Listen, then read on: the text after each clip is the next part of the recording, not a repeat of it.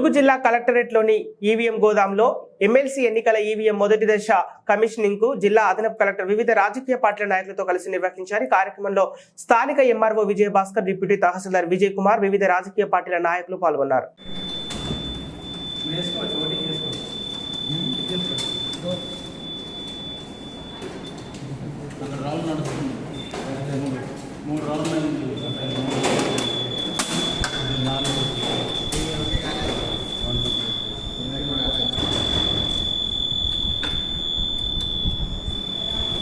ఇది ఫస్ట్ ఇది ఫోర్త్ అయిందా? అయింది సార్. ఓటింగ్ చేయొచ్చు. ఫిఫ్త్ చేయొచ్చు కదా? అవును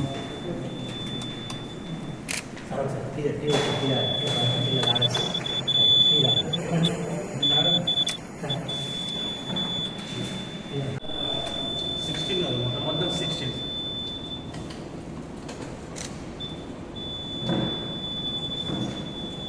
కట్ అవుతుందా? కట్ అయితే ఇలా పడిపోతుంది.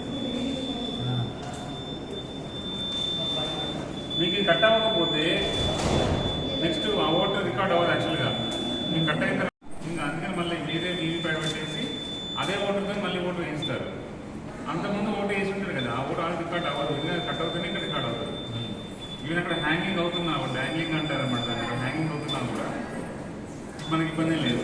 అదే రెండోసారి ఓటిస్తాము, రెండో ఈ టీవీ ప్యాడ్ కూడా మార్చుతాము అంతే.